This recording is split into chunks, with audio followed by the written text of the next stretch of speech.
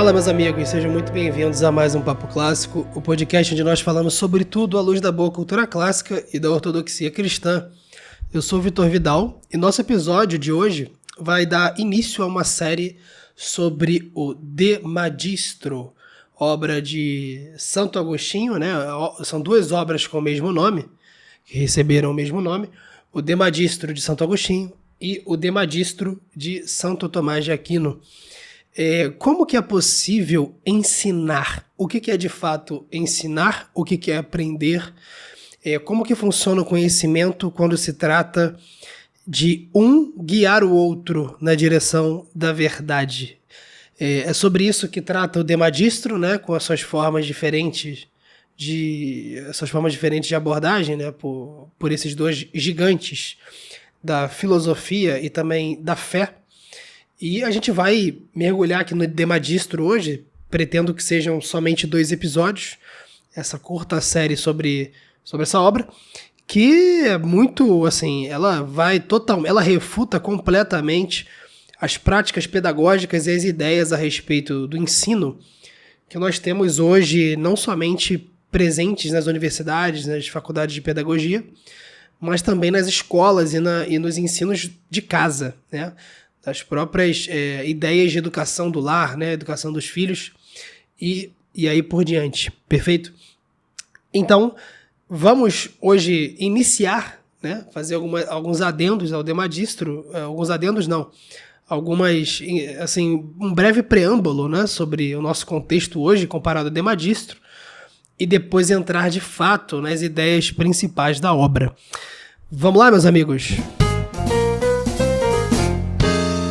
Olha, esse episódio de hoje, ele se direciona não somente àqueles interessados, né, na vida de estudos, e como a gente tem feito aqui vários conteúdos nessa linha, né, pessoas que querem aprender mais sobre filosofia, teologia, educação clássica, né, que está em voga atualmente, mas esse episódio aqui é especial aos mestres e aos alunos, perfeito? De maneira nenhuma quero me colocar na posição de alguém super experiente nisso, mas eu tenho experiência, né, e o suficiente para comprovar a verdade daquilo que a verdade do que é dito no De Magistro, né, em ambos os De Magistros, né, digamos assim. Então, hoje o episódio se volta especificamente aos mestres, aos alunos e àqueles que estão nesse meio, né, de educação, aprendendo e ensinando. Perfeito? Então, hoje, a gente vai entrar na obra já, do De Magistro, só que, veja bem, antes de entrar na obra, eu queria fazer um adendo. O De Magistro, ele é formado basicamente por 2 partes. A primeira parte muito maior que a segunda. Agostinho, hoje vamos tratar do De Magistro de Santo Agostinho. Santo Agostinho, o De Magistro, para quem nunca leu, né, ele é no formato de diálogo, então a leitura é muito agradável, muito agradável. Não é um livro fácil, mas também não é um livro difícil, né? Muita gente fala que é um livro muito difícil, né, que você tem que ter muito preparo para ler, e eu discordo. Você pode ler o De Magistro, sim. Tem algumas nuances no final sobre a visão epistemológica de Santo Agostinho, né, a visão de raízes seminais, né, de verdade no intelecto humano, mas assim, cara, não tem muito mistério, tá? O diálogo é super compreensível, didático, né? E após esse diálogo, que é um diálogo que versa sobre como que funcionam os signos, os significados, né, e os referentes das palavras que nós ouvimos e falamos, e como isso se comporta em relação à nossa memória e aquilo que nós aprendemos de fato, né? Sobre a possibilidade do ensino por meio das palavras, tá certo? Essa é a primeira parte do livro. Então, Santo Agostinho dialoga com seu filho, Adeodato, né? Adeodatus. E aí, várias perguntas interessantíssimas que Adeodato faz. Adeodato tinha 15 anos, eu acho, né? Ou até era mais novo, mas eu acho que ele faleceu muito novo. E é um exemplo de didática, tá, o De Magistro. Então, por que Santo Agostinho tem essa introdução, né? Porque essa primeira parte é meio que, além dela introduzir o cume, né, a teoria de Santo Agostinho que ele vai apresentar sobre a explicação do que é o ensino, do que é a verdade, ela também é um exemplo de didática, perfeito? Um exemplo de dialética muito interessante. Vamos comentar aqui ao longo do episódio. Então, pessoal, é o seguinte. Hoje, o que se pensa sobre um professor? Né? Um professor, um aluno, quando eu falo assim, professor, aluno, ensino, escola, conhecimento, o que você imagina? Você imagina um professor, um mestre, né? Lá na frente no seu tablado, com um quadro, um monte de aluno olhando para ele, e ele escrevendo no quadro, e explicando as coisas que ele escreveu. Perfeito? Não tem nenhum problema nisso, mas é o seguinte, hoje existe, muito por causa do enciclopedismo, né? Muito por causa do conteudismo e da filosofia moderna, da teoria de Piaget, tem muita coisa aqui, tá? Que ajudou a criar esse monstro. O que se crê hoje por ensino? Que o professor, ele ensina, né? Algo, o aluno recebe e o conhecimento ele é transmitido, certo? Só que é o seguinte, cara, conhecimento não se transmite. Vocês já pararam para pensar nisso? O conhecimento não se transmite, porque o ser humano, no processo de intelecção, em relação ao ente, em relação a uma ciência, é um sujeito ativo, né? Ele também é passivo, por ter intelecto passivo, o intelecto possível, mas ele é ativo, ele está aprendendo, né? O seu intelecto agente ele está em ação durante a aula do mestre, perfeito? Então o conhecimento ele não é transmitido no sentido de ser passado de uma mente para outra. Então essa ideia de que o aluno ele pode, simplesmente por estar olhando letras, tópicos, um quadro cheio e copiando, ele apreende a verdade daquilo, isso é mentira, isso é falso, tá? Então conhecimento não se transmite. Esse é um ponto muito importante aqui, tá? Então a gente vai elucidar como que isso acontece, perfeito? E Santo Agostinho ele vai desmontar completamente essa visão, né? Enfim, não só por meio do diálogo dele com a Deodato no início, mas também com a explicação do que acontece. Santo Agostinho tem uma explicação peculiar sobre isso. Em alguns momentos, né, ela é um pouco imprecisa, mas é uma montanha, né, é uma grande reflexão. Nós temos que realmente meditar sobre o que Santo Agostinho disse nesse livro. É claro que quando comparado a Santo Tomás, Santo Agostinho não é tão completo, né? Não tem um arcabouço tão grande, mas é muito interessante o prisma pelo qual ele olha a didática, né? O mestre, o aluno e tal, entendeu? Então, o conhecimento não se transmite, tá? E Agostinho vai falar disso em algum momento, mas para nós aqui é um bom ponto de partida, tá? Isso não existe, essa é uma visão informacional das grandes verdades. O intelecto visa a verdade, é uma potência intelectiva da alma que aponta para a verdade, né? Tem a verdade como finalidade. Como que isso pode ser transmitido de um para o outro, né? É uma ação, perfeito? Então, o mestre, ele não pode ser meramente um transmissor de conhecimento, tá certo? Ele não é só o portador do discurso da verdade, entendeu? Vocês estão entendendo? Não tem como você ser só o portador do discurso, sabe? O mestre, eu vou comentar sobre isso aqui, mas não tem como ele decorar um discurso e ir para a aula e achar que está ensinando. Isso é impossível, é uma ilusão, tá certo?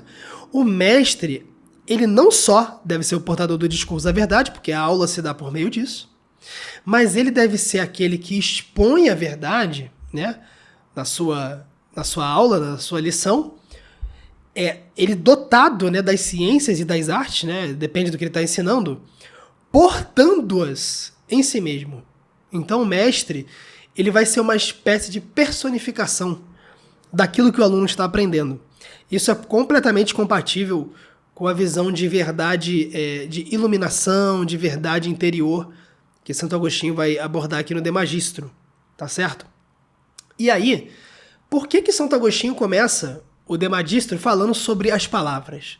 A pergunta que ele quer responder, na primeira parte do De Magistro, é se as palavras realmente ensinam, certo?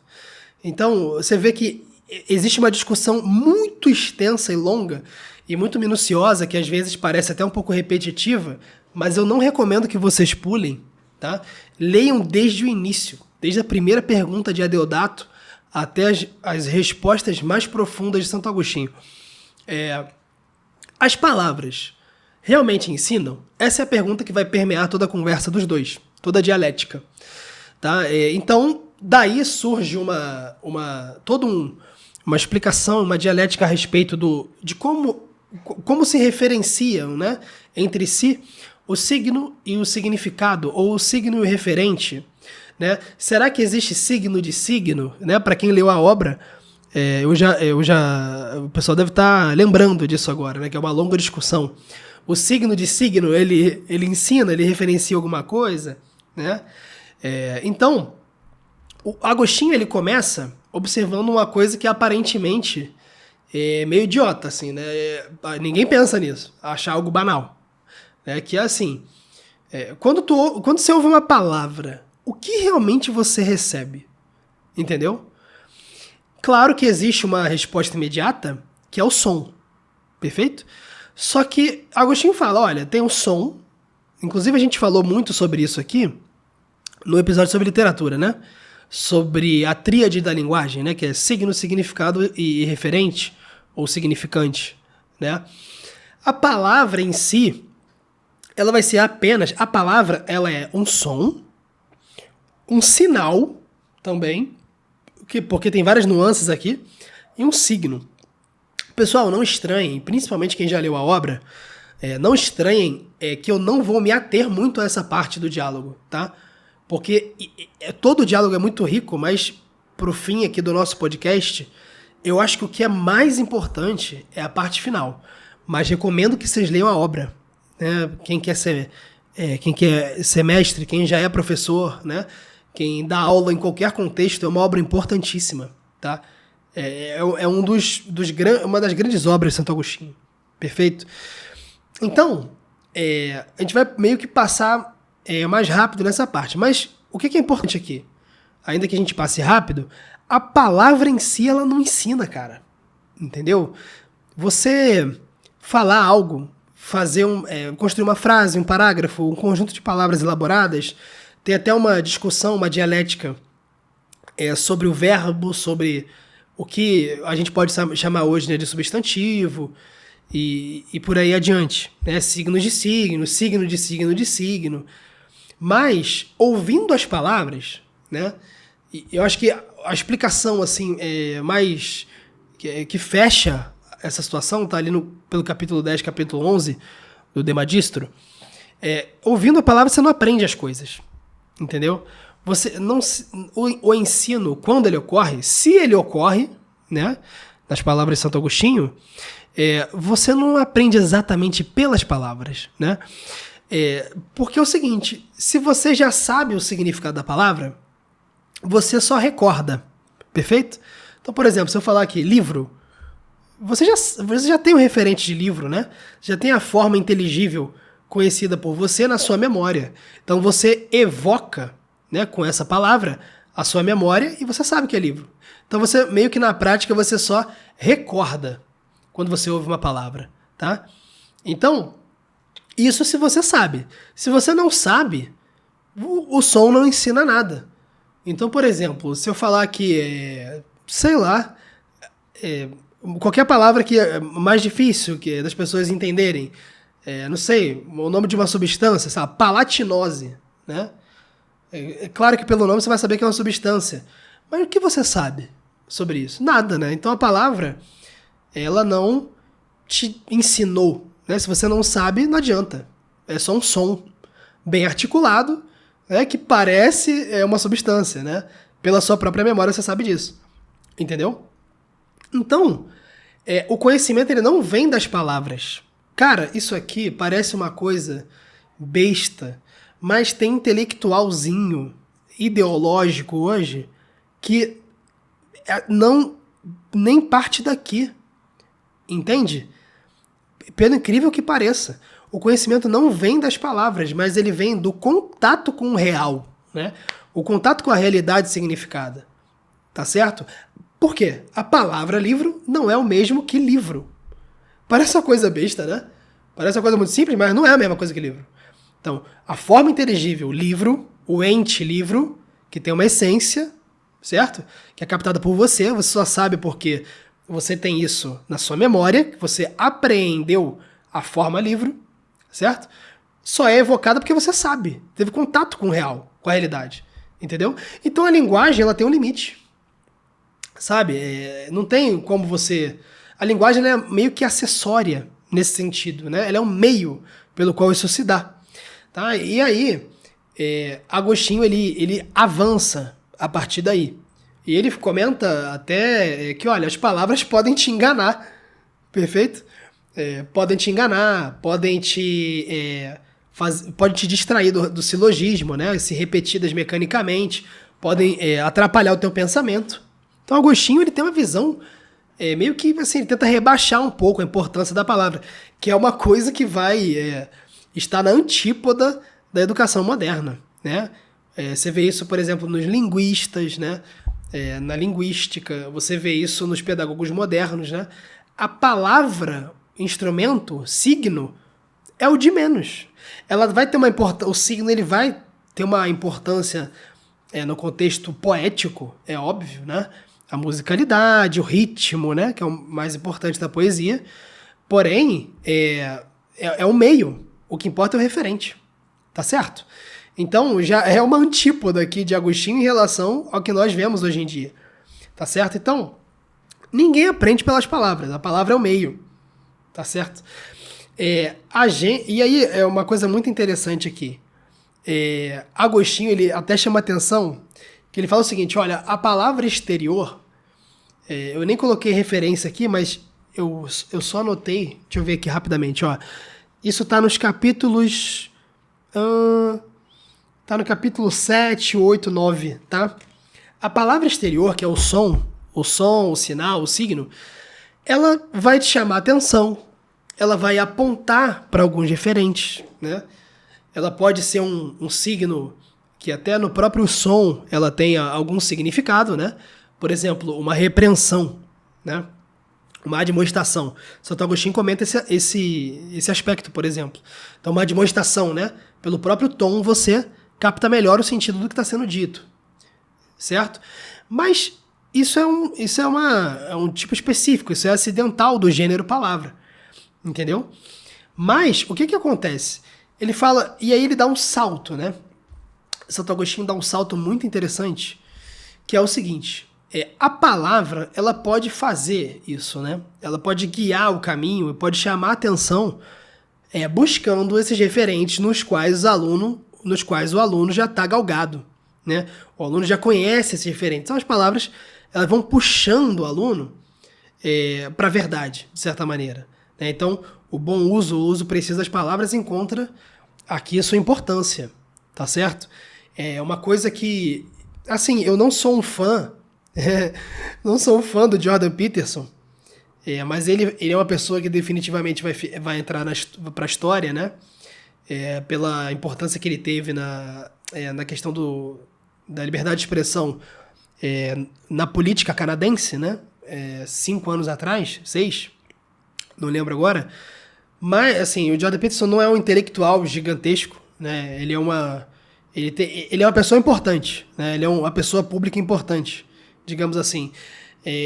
Em termos de intelectual público, né, o Jordan Peterson nem se compara. O Jordan Peterson está muito acima, até pela própria articulação de ideias originais e verdadeiras, né? Não interessa a ideia original. O que importa é se é boa. Ele tem umas ideias dele boas, né? Que ele tira de fontes horríveis, né?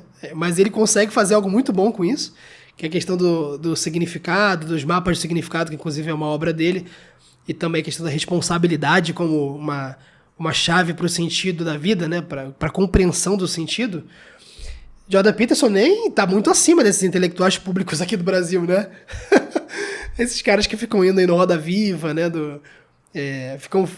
Assim, o pessoal acha que eles são super, né, eruditos e tal. Mas, pelo amor de Deus, né? Os 3 principais, né? Que vocês sabem quais são. Não vou citar os nomes aqui. Mas Jordan Peterson, tem um capítulo dele, naquele livro 12 Regras para a Vida, que é um livro interessantíssimo, tá?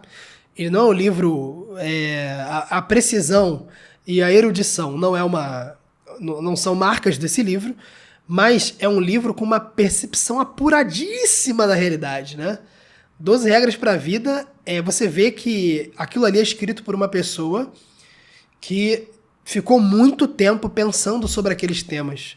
Ainda que ele erre um pouquinho, né, em algumas coisas, até pelo fato de não ser cristão à época da escrita do livro, mas ele tem uma percepção, um senso de nuance da realidade extremamente grande, né? Uma coisa muito profunda. Eu acho que isso vem da experiência dele como psicólogo clínico, né? E também ele é muito influenciado por Dostoiévski, que talvez seja isso, né? Eu não sei. Dostoiévski tem um pouco esse impacto, né, no leitor de provocar um pouco mais a reflexão e a introspecção e às vezes meditar um pouco mais sobre coisas mais simples. Talvez seja isso. Jordan Peterson tem um capítulo no 12 Regras para a Vida que ele fala sobre o uso preciso das palavras. Eu não vou lembrar agora, nem anotei no roteiro isso aqui, mas nesse capítulo ele fala algo que agrega aqui essa questão do uso da palavra no ensino. Então hoje você vê, eu comentei episódios atrás falando sobre a língua portuguesa e sobre a literatura brasileira e portuguesa, e Jordan Peterson ele vai fazer um aporte a isso aí, né? A precisão das palavras, ela vai revelar a precisão da tua intelecção, digamos assim. E a dialética, né, o debate e o processo de aquisição da verdade, né, vai ser muito ditada pela precisão das palavras. É muito importante. Para quem se interessa mais sobre esse tema de aquisição das palavras, né, ou melhor, desculpa, tô confundindo aqui, né? Quem se interessa melhor sobre a respeito do tema das palavras, da convencionalidade da linguagem, né, como que funciona, não tem nada, não adianta, cara, é impressionante, tá? Não tem nada melhor que o Crátilo de Platão. Gosta de linguagem, você quer ver o tema da linguagem, o Crátilo vai majorar as principais questões e vai concluir algumas coisas, vai fechar alguns temas nessa obra magnífica de Platão. Então, recomendo o Crátilo para quem gosta disso, tá? Então, Agostinho, partindo disso, ele fala o seguinte, olha, não é que nós aprendemos pelas palavras vindas do exterior, tá certo? Nós aprendemos pelas próprias coisas que Deus, né, manifesta interiormente no ser humano, pelo ser humano ser imagem de Deus. Cara, calma, isso aqui é muito interessante, né? Agostinho ele vai falar o seguinte, olha, quando você ouve uma palavra, um silogismo ou um ensino, você só, de fato, tem o conhecimento do que está sendo dito quando você ouve isso, né? Refaz esse silogismo interiormente e compara com a verdade interior. Ele está sendo subjetivista aqui? Claro que não, né? Eu vi um vídeo uma vez de alguém no YouTube falando que esse trecho era subjetivista relativista. Não, pelo amor de Deus, né? Santo Agostinho está dizendo aqui que há uma espécie de semente, de vestígio da verdade absoluta de Deus inscrita na alma humana, né? Inscrito, né? O vestígio escrito na alma humana, tá? Tem muito a ver com a questão com certeza, né? Tem a ver com o fato de sermos imagem e semelhança de Deus, termos intelecto, tem a ver com o fato de que a queda não ter simplesmente esvaziado o intelecto, né? Tornado-o completamente incapaz. Isso não é verdade, né? Então, é disso que Santo Agostinho está dizendo. Quando o aluno ele ouve e compara com a verdade que ele de fato conhece pela luz interior, né, que é revelada por Deus, revelada pelo Senhor, né, pelo Cristo, né, aí sim ele aprende, ele compara e aprende, entendeu? Então é necessário para o aluno ele ter esse ouvido intelectual, de certa maneira, esse ouvido espiritual, entendeu? Sabe? Então, Agostinho traz a ideia de que a verdade, ela, de certa maneira, de um modo específico, ela está presente na alma humana, né? Então, isso aqui tem desdobramentos enormes, né? Eu acho que Santo Tomás explica isso melhor, mas esse prisma aqui é sensacional, né? É muito interessante, porque tem a ver também com a questão da lei natural, por exemplo, né? Para quem já leu Romanos, a Epístola de Paulo aos Romanos, né, vai lembrar do capítulo 1, que Paulo fala que a lei de Deus está inscrita, cravada, né? Eu acho que o termo que ele usa é escrita mesmo, né? No coração do ser humano.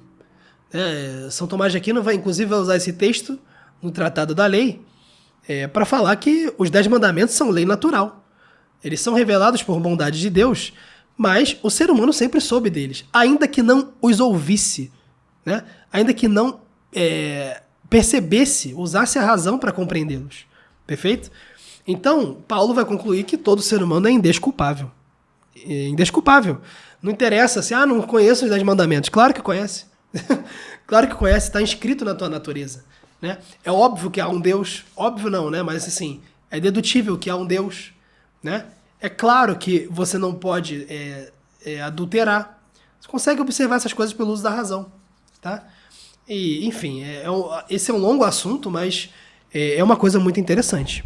Perfeito? Então, existe uma verdade interior com a qual nós podemos comparar aquilo que nós ouvimos, né?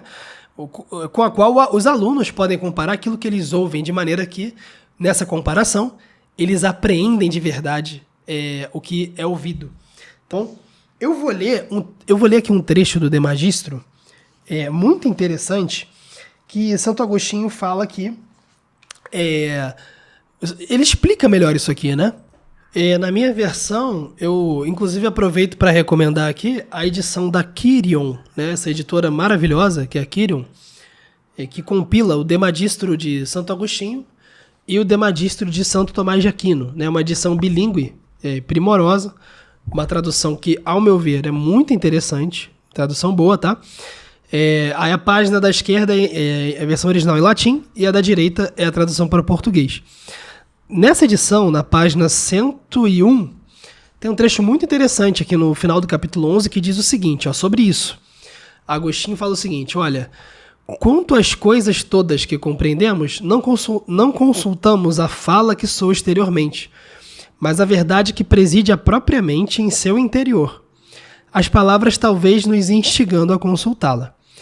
E essa verdade que é consultada e que ensina, e que se diz habitar no homem interior, é Cristo, a incomutável virtude de Deus e sua sempre eterna sabedoria. Toda alma racional a consulta, mas ela se revela a cada uma na medida em que esta a pode captar, conforme sua boa ou má vontade. E se às vezes há enganos, estes não se devem a um defeito da verdade consultada. Tá vendo aqui? Agostinho não é relativista, pô. Isso é loucura, tá? Então, se há enganos, não se devem a um defeito dessa verdade interior, que está inscrita na alma humana, né? É um parâmetro absoluto presente na alma humana, né? Intrínseco a nós. Assim como não é defeito da luz exterior, que nossos olhos muitas vezes se enganem. Consultamos essa luz para que nos mostre as coisas visíveis na medida em que as podemos ver. Entendeu? Então, assim, existe a ideia, né, de luz, de verdade absoluta interior.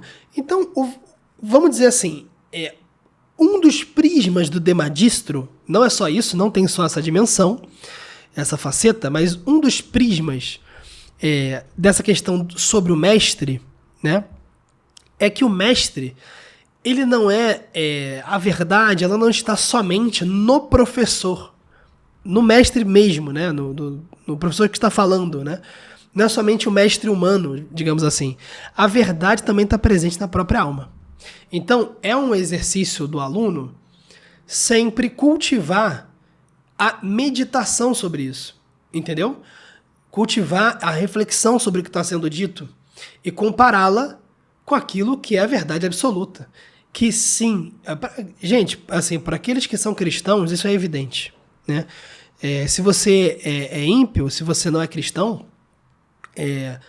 você consegue também fazer isso, mas se converta, creia em Jesus Cristo, tá? Porque crendo em Cristo, isso é muito mais fácil e muito mais inteligível, tá? Inclusive Agostinho, falando da passagem, falando ali a Deodato, né, sobre a passagem dos três rapazes ali, companheiros de Daniel, na fornalha de fogo, né? Ele diz assim, olha que interessante, né? Daqui, isso aqui é uma espécie de embriãozinho, né? Do credo ut intelligam, né? Creia para inteligir, né? Olha que interessante, Agostinho diz assim, ó, confesso que, mais que saber, eu creio que tudo o que se lê nessa história, a história de Daniel e os servos de Deus na fornalha, né? Se passou naquele tempo como está escrito. E aqueles mesmos a quem damos crédito não ignoram esta diferença. Pois o profeta disse, abre aspas, se não crerdes, não entendereis, fecha aspas. O que não diria se julgasse não haver diferença. Logo, creio no que... Olha que interessante isso aqui, prestem atenção. Creio no que compreendo, mas não compreendo tudo em que creio. E tudo o que entendo, sei, mas não sei tudo aquilo em que creio. Mas nem por isso ignoro quão útil é crer em coisas que não sei. Por exemplo, na história dos três jovens. Por isso, mesmo havendo muitas coisas que não posso saber, sei quanta utilidade há em crer nelas. Veja, essa questão do credo ut intelligam é muito interessante, porque não é possível você atingir, assim, galgar mais alturas em direção à verdade, nas ciências, né? É uma coisa naturalmente, logicamente impossível se você não crer em nosso Senhor Jesus Cristo. Não crendo em Jesus Cristo, você não consegue ter o parâmetro da verdade de que fala Santo Agostinho. Entende? Então, essa espécie de réplica, de certo modo, né, participante da imagem de Cristo, né, que é essa imagem de Deus que temos em nossa alma, que é nossa alma, mas que a verdade, em termos intelectuais, está presente interiormente, como diz Agostinho. Isso é impossível sem crer em Cristo, porque você não está conhecendo e não está participando do Senhor Jesus Cristo. Você não conhece de fato a verdade. A verdade é uma pessoa. A verdade é uma pessoa. Não é uma espécie de cosmovisão, uma teoria, um sistema fechado filosófico, não é o tomismo, não é o aristotelismo, não é o agostinianismo, não é nada. Não é o escotismo, esquece, platonismo. A verdade é uma pessoa, porque só se aplica essa questão de verdade, que é a adequação do intelecto à realidade, né, que é a definição de Santo Tomás, só faz sentido falar disso para seres que têm intelecto, para quem é pessoa. E quem é a suma pessoa, de certa maneira? É aquele que elevou a natureza de pessoa humana até a natureza divina e vice-versa, na união hipostática, que é o Senhor Jesus Cristo. Então, crer em Cristo é condição sine qua non para você atingir, galgar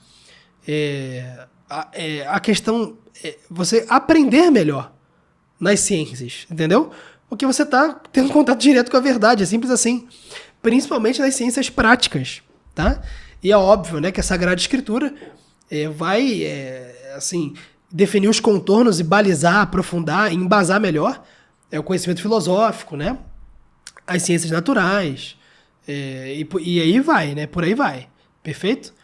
Então, existe essa imagem de Deus na nossa alma, a qual nós devemos ouvir no processo de aprendizado, tá?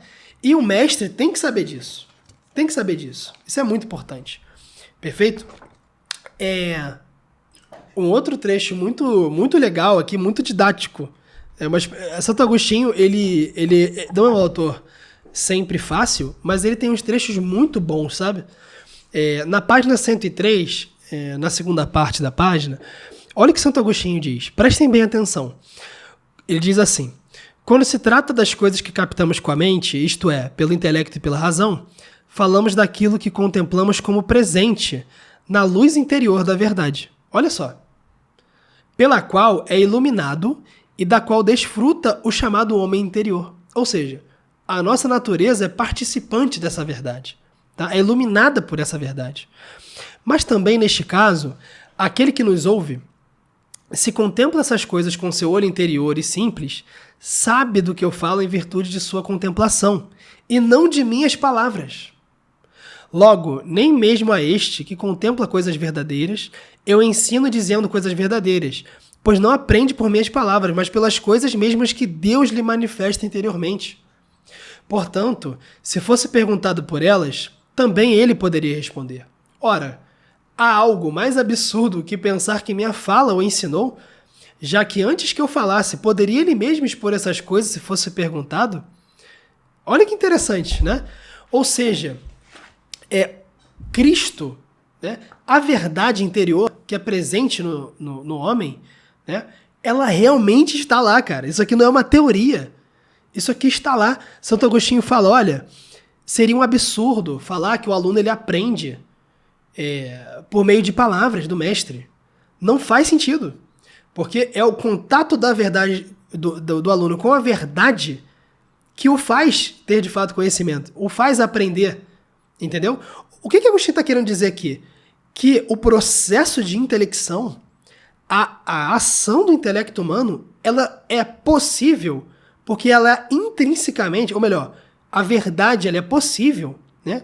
Porque ela é intrinsecamente de Deus. Ela tem essência do Logos. Perfeito? Então, o Cristo, a personificação da verdade, né? Ou melhor, a verdade, ele é o possibilitador da verdade. Parece uma coisa muito distante, mas isso é muito profundo.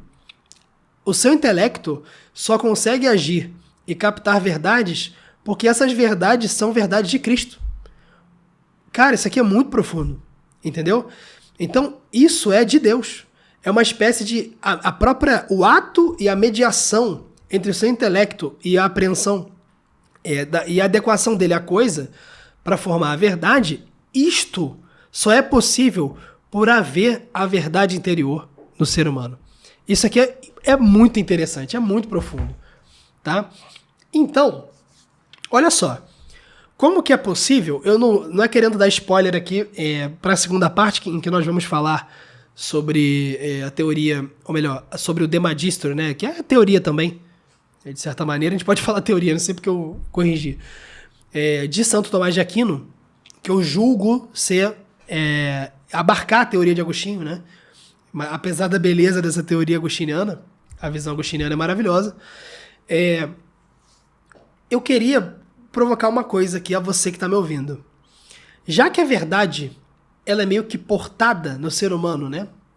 O ser humano porta a verdade por meio dessa forma, né? Com a comparação com a verdade interior, e esse é uma espécie de diagnóstico daquilo que já está presente no homem interior, né? Isso é articulado e é facilitado pelas palavras. Como então, como o próprio Santo Agostinho diz que é impossível ensinar pelas palavras e aprender por palavras meramente, né? Como então o mestre deve se portar? Como que o mestre deve ser entendido na sala? Vocês entendem que isso muda completamente a visão sobre o mestre? Isso muda completamente. O mestre agora, ele não é aquele que decorou textos. Ele não é uma pessoa que estudou ali os tópicozinhos da aula dele e vai só jogar no quadro, né? Não é uma pessoa que fez a graduação. Não é uma pessoa que simplesmente, por exemplo, isso acontece muito com professor de história, né? Não é uma pessoa que ficou decorando data de nascimento de pessoas históricas. Entendeu? Porque isso não é conhecimento, tá? O professor, então, na verdade, ele é o portador, ele é aquele que fez esse caminho interior, na verdade, em si, né? E agora ele aprendeu por meio dessa meditação. Então o mestre, ele é muito acima da noção moderna de mestre, entendeu? E é exatamente por isso que o mestre, ele deve ser o principal na sala de aula. O mestre é o principal, cara. O contrário do que se diz hoje, né? Que o mestre, ele é um facilitador, né? Sabe esse negócio? Não existe isso. O mestre é o principal, porque ele é o portador da verdade. Ele é o que fez esse caminho, essa reflexão interior e aprendeu a verdade. Entendeu? Então, se as palavras elas não ensinam, como disse Santo Agostinho, o ensino não é centrado no conteúdo, nem no aluno especificamente, né? O centro é o mestre, tá? Então, assim, não é um mestre porque ele vai despejar informações, que ele vai escrever no quadro, né? Entendeu? Que ele tem o poder ali de fazer uma prova difícil. Não é isso, tá? É porque ele já contemplou a verdade, tá? Ele sabe conduzir o olhar do aluno até a verdade, cara. Vocês estão entendendo? Vejam bem, Agostinho, ele transforma, com essa visão aqui, ele transforma o professor numa figura mais necessária ainda. Entendeu? Porque o que acontece? É muito interessante pensar nisso, porque, na verdade, ensinar, né? Eu vou deixar para falar isso mais para frente, mas o professor agora, o ensinar é muito maior do que o que nós achamos, né? Então o mestre, ele é um mediador, mas ele é o centro, porque ele é o possibilitador.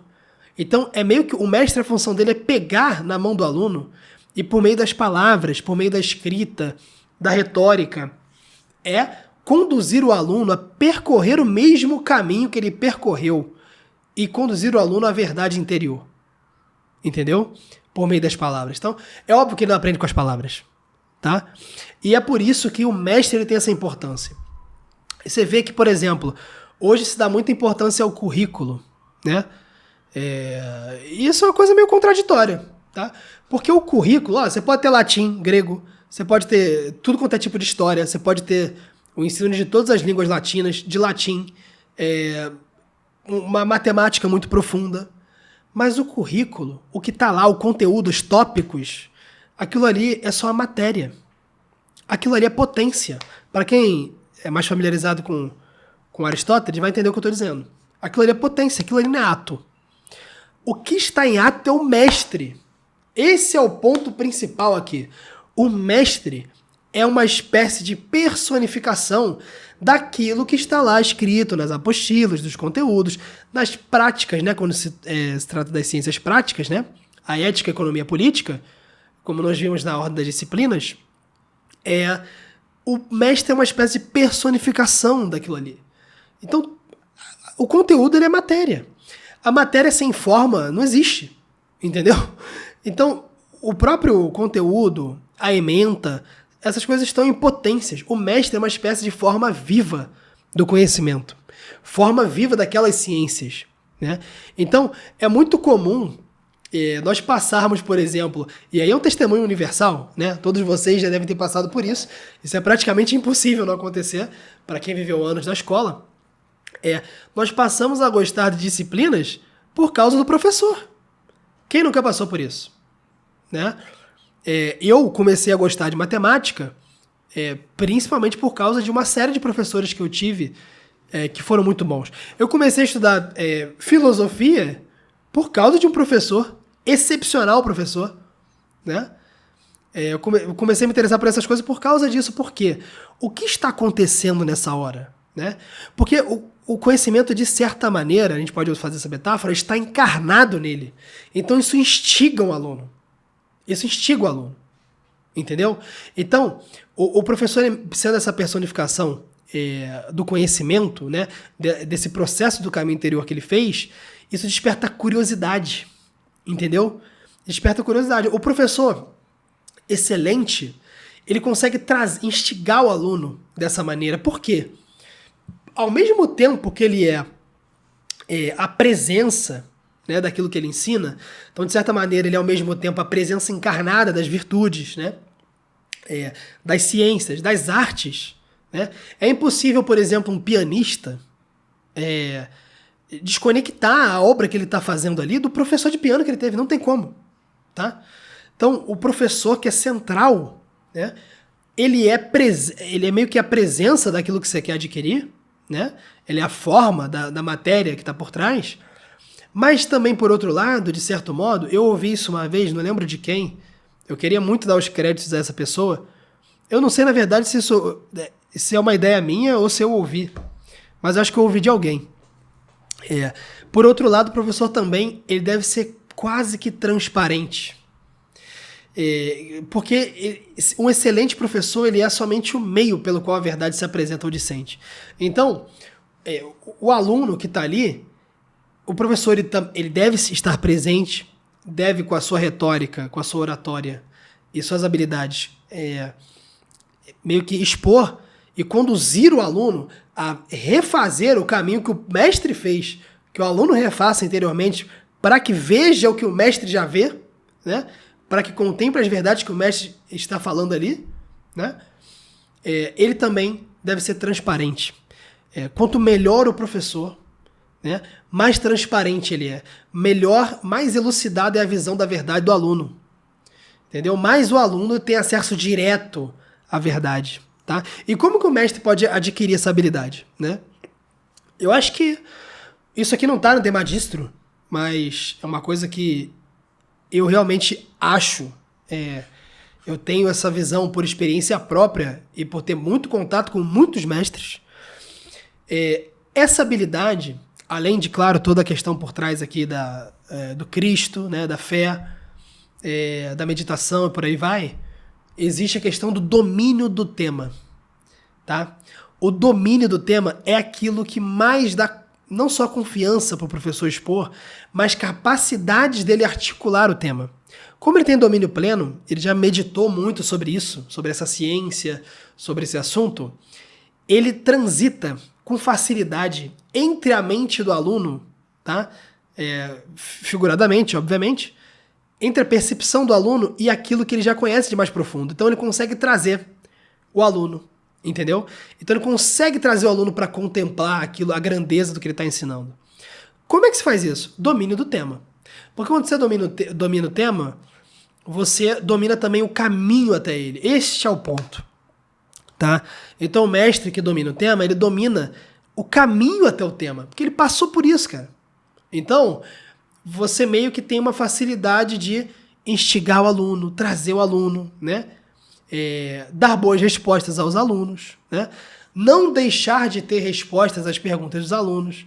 Eu entendo que muitas pessoas falam até... É uma coisa muito comum crianças fazerem perguntas complicadas, né? Adolescentes e até alunos mais velhos, né? Mas o mestre, diferente do que a gente costuma dizer, que as pessoas costumam dizer, o mestre, naquilo que diz respeito ao assunto que ele está ensinando, ele tem que ter todas as respostas, tá? Ao menos as respostas suficientes para sanar a dúvida do aluno, entendeu? Então, um professor de metafísica, ele tem que explicar olha, qual que é a diferença entre existência e essência, né? Um professor de teologia vai ter que explicar qual é a diferença como que o Espírito Santo age na santificação. Um professor de ética, o que é um vício, né? Como que eu posso ponderar com a prudência das minhas atitudes do dia a dia se as regras são gerais, né? Um professor tem que ter essas respostas no que tange a sua disciplina, tá? O professor de gramática, ele tem que dominar a língua. Dominar a língua. De biologia, tem que saber tudo do tema que ele está ensinando, tá? É claro que ninguém vai saber tudo. Perceberam a diferença? Ninguém vai saber tudo. Mas daquele tema que você está ensinando, você tem que dominar o tema, porque isso é uma condição para que o aluno entenda bem o tema. Você que é mestre, ter domínio do tema. Fazer esse caminho até a boa compreensão, porque só assim que o aluno vai te seguir. Entendeu? Então, essa é meio que uma condição para o bom mestre, né? E aí, como a gente já viu, não tem como o conhecimento... Olha a riqueza disso aqui, de Santo Agostinho, né? Não tem como o conhecimento passar de uma mente para outra. Essa é a visão enciclopédica, conteudista, né? Ela não se sustenta. É impossível. Então, o aluno ele deve olhar para o professor, ouvi-lo, e por meio vamos dizer, da provocação do professor, do caminho que ele constrói com a sua aula, o aluno ele vai refazendo interiormente, né, como que guiado pelo mestre, o caminho que o mestre fez. E aí ele consegue contemplar o que o mestre apontou com o discurso. Então, quando ele consegue contemplar, ele consegue entender aquilo que o mestre entende. Perceberam? Então isso funciona muito bem aqui na própria conversa de Agostinho com Adeodato. Entendeu? A dialética ela é o exemplo máximo da didática, porque é uma conversa. Então, a língua ela vai sempre, a retórica e a discussão ela vai sempre chegando, moldando a mente do aluno, né, por meio das palavras e do discurso, né, aquilo que o professor já contemplou, e o aluno consegue aprender isso. Olha que coisa linda, né? Que coisa maravilhosa. Então, o enciclopedismo não tem como ele educar. O conteúdo ele não vai educar, né? A informação, ela não vai educar também. Vocês já viram essas pessoas que têm uma memória impressionante, né? Mas que são cheios de conhecimento aleatórios, né? As pessoas sabem a população de um monte de país, sabe trechos e frases prontas de 8 línguas, mas essas pessoas não sabem uma língua inteira direito, né? Elas não sabem um conhecimento estruturado. Por quê? Porque provavelmente elas foram educadas com conhecimento, com a ideia de informação. Elas acham que tem informação é educação. Inclusive, esse é um dos problemas dos vestibulares de hoje. Pode ver, os bons vestibulares que ainda restam hoje, que, pelo que eu entendo, tá? Pelo que eu entendo, no Brasil, são uns 3, 4 só. 3, 4. Eu acho que, no melhor dos casos, 4. Tá? Que eu posso falar especificamente sobre isso nas caixinhas de pergunta. Mas são vestibulares que o aluno, mesmo que ele decore tudo, se ele não souber de verdade o tema, ele não passa. Porque isso que é educação. É saber de verdade. É saber as causas das coisas, né? Então, a informação ela não gera ciência. Ela não tem como o aluno adquirir ciência de verdade, esse caminho interior em direção à verdade, com informação. Informação é algo solto. É um significado referente desconectado de uma estrutura de ordem de disciplinas, como nós fizemos 3 episódios sobre isso. Desconectado de uma estrutura hierárquica, ontológica, né, de conhecimento. Não tem como. Então, o professor não adianta, cara. Você que é professor, não adianta tu encher o quadro, entendeu? Não adianta você falar coisas decoradas. O que adianta é você, olho no olho, trazer o aluno até aquilo que você sabe. Então, a primeira condição é você saber. Então, e a segunda condição é você ter a habilidade de trazê-lo, que é dominar o que você sabe. E a última condição é mantê-lo nessa direção, que é por meio da retórica. Tá certo? Olha a visão de Agostinho, cara. Olha a montanha, né, a altura que tem essa visão. Então o professor ele vai fazer isso como? Através da dialética, né? Através, claro, né, da escrita, das explicações, a condução. Uma coisa que é muito importante é que o aluno, principalmente o adolescente e a criança, ele é muito movido, como as paixões já estão desde cedo nas crianças, né, e no ser humano, o aluno ele é muito movido pela paixão. Então o que você faz?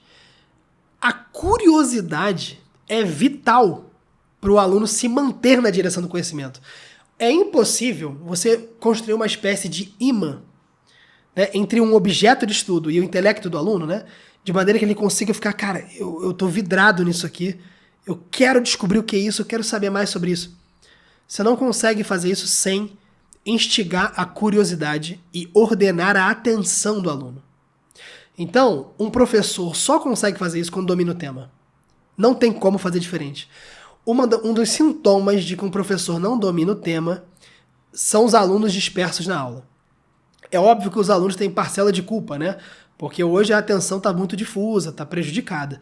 Mas, quando está todo mundo olhando, você vê que aquela pessoa está conseguindo guiar todos interiormente em direção àquilo que ele quer. Entendeu? E a retórica, obviamente, vai ter um grande papel nisso. Perfeito? Então a curiosidade deve ser usada a favor da verdade, a favor da manutenção do aluno nesse caminho.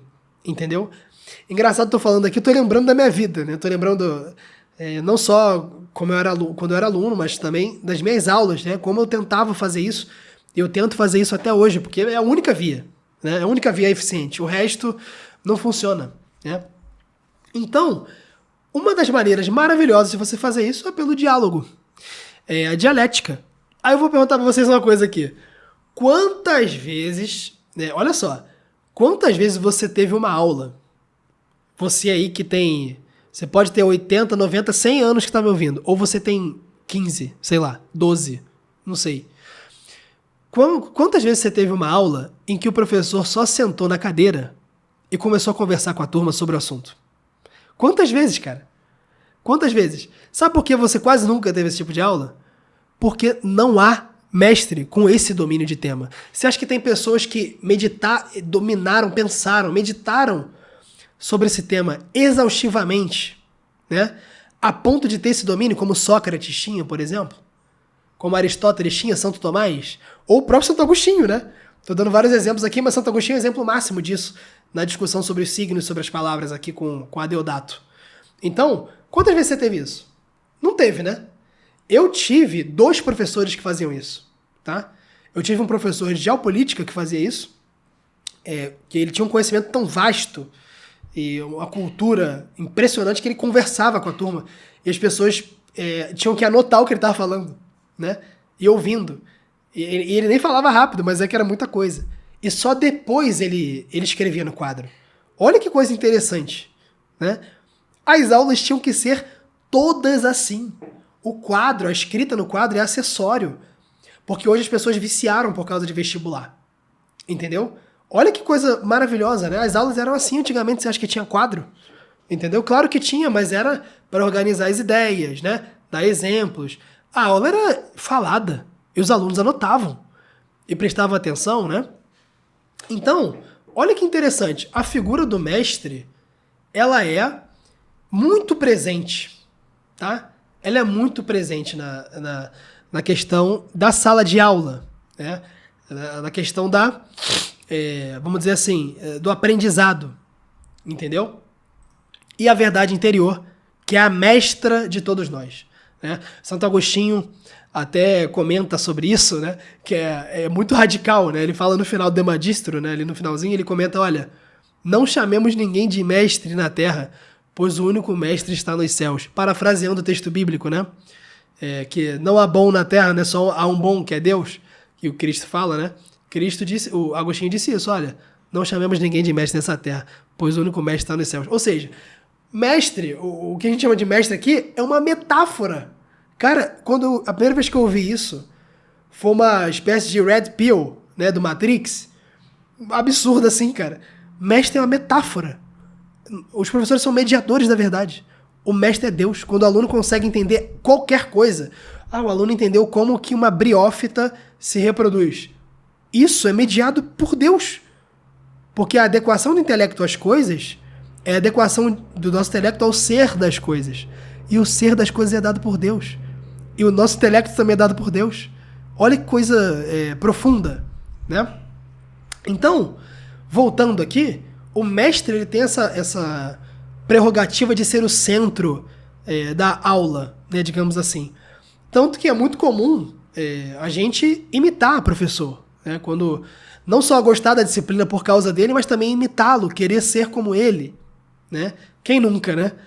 Então o aluno ele aprende, quando ele imita o mestre, ele vai aprender o modo de pensar, o modo de falar, né?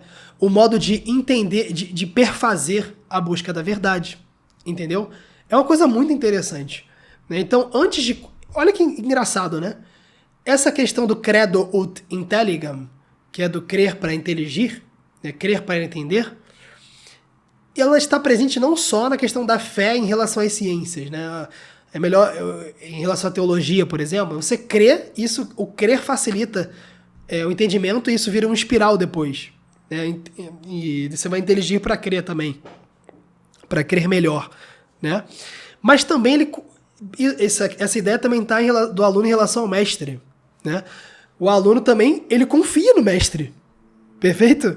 É interessante, né? O aluno, ele confia no mestre, e aí ele entende melhor por confiar na palavra do professor, tá? Então, antes de dominar racionalmente aquilo, ele participa existencialmente, de certa maneira, entendeu? A presença do mestre ali, ela facilita o assentimento. Então, o aluno, às vezes, que tem uma questão ali que ele não está entendendo, a presença do mestre, a maneira como ele fala, né? A maneira como ele se porta, torna aquilo ali crível para o aluno. E o aluno vai entender melhor aquilo ali. E passa a cogitar os argumentos, né? E racionaliza melhor a partir daí. Entendeu? Em contraponto com tudo da educação moderna, né? Não somente o socioconstrutivismo, mas tudo que se entende hoje por sala de aula. O aluno é o centro, né, do aprendizado. O aluno, ele tem que desbravar tudo por si mesmo. O professor é um facilitador, né? As escolas viraram uma espécie de mercado, né? Então, quanto mais aluno, melhor. O tamanho da sala não interessa, mesmo com pesquisas científicas evidenciando que isso é ineficiente, né? Porque dane-se, né? As escolas não estão nem aí para isso. Elas querem ganhar dinheiro e fazer com que os alunos passem no vestibular. Elas não querem educar. Esquece a educação. Hoje não existe mais, raramente. Entendeu? Só nas escolas cristãs clássicas, né? Nas escolas religiosas. Entendeu? Então, isso desapareceu. Sabe? Olha a profundeza disso aqui, né? Uma coisa surreal. Então, uma coisa muito legal aqui que eu queria mostrar para vocês, tá na página 111 do De Magistro, é sobre isso que a gente tá falando. Olha só, Agostinho vai falar assim, ó, bem no início do capítulo 14. Ele vai falar assim, olha: acaso os mestres declaram que se aprenderá e reterá o pensamento deles em vez da disciplina mesma que pretendem transmitir falando? Pois quem é tão estupidamente curioso a ponto de mandar seu filho para a escola a fim de que aprenda o que pensa o mestre? Ao contrário, quando eles tiverem exposto com palavras todas as disciplinas que afirmam ensinar, incluindo as da virtude e da sabedoria, que é o que a gente comentou, né? Agostinho se refere aqui à ética, provavelmente. Ética e teologia, né?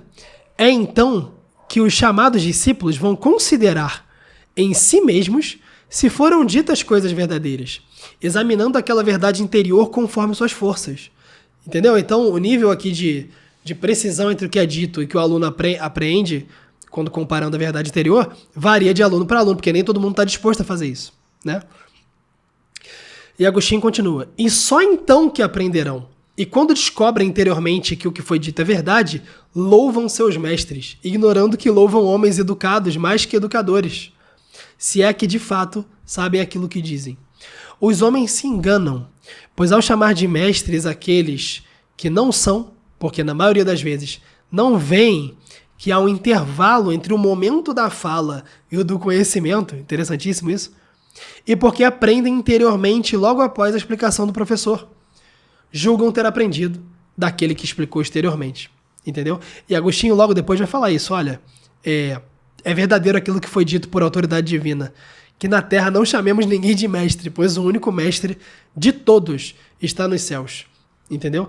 E ele fala aqui: e o que significa estar nos céus, nos ensinará aquele que, por meio dos homens e dos seus signos, nos admoesta externamente a nos voltarmos para ele interiormente, para que sejamos instruídos. Amá-lo e conhecê-lo, eis a vida bem-aventurada, que todos proclamam buscar, mas que poucos se alegram por ter verdadeiramente encontrado. Olha, Santo Agostinho é maravilhoso, né? Ler Santo Agostinho é coisa maravilhosa. Santo Agostinho é uma bênção para nossas vidas. Então, o mestre é Deus, que de certo modo, fala na nossa alma interiormente e propicia que outros nos guiem por essa via interior em direção à verdade, né? Por meio da didática, por meio da aula. Então, o professor verdadeiro é esse, né? O magister verdadeiro é este que faz o aluno refazer, né, aquilo que ele fez interiormente, o caminho que ele fez em direção à verdade, para contemplar aquilo que se ensina. Então você vê que, olha o tamanho, né, da visão. Olha a beleza, né, e a precisão, cara, da visão de Santo Agostinho sobre o mestre. Então, Santo Agostinho mostra que sem mestre não há essa condução interior do aluno, né? O autodidatismo, inclusive, em alguns momentos, ele é uma ilusão, né? Ter o mestre é muito importante, ainda que não presencialmente, né? Sem essa condução do aluno, não há contemplação da verdade. E sem a contemplação da verdade interior, né, não há conhecimento. Não há conhecimento da verdade, não há, de fato, o ensino e o aprendizado. Então, espero que esse episódio tenha sido edificante para todos vocês, com essa maestria, né, do De Magistro de Santo Agostinho, que nós expomos aqui rapidamente, porque senão seria muito longo. Acho que as ideias principais a gente conseguiu abordar, e que a gente venha sempre refletir nisso, né, como alunos e como mestres, né, o tamanho da responsabilidade que nós temos, né, tanto na condição de alunos, para ouvir a nossa voz, para ouvir a verdade que nos fala interiormente, como na posição de mestres, né, para conduzir aqueles que aprendem, né, aqueles que estão carentes da verdade, buscando a verdade em direção à verdade com V maiúsculo. Perfeito? Então fiquem com Deus, meus amigos. Até a próxima. Espero vocês no próximo episódio. Valeu!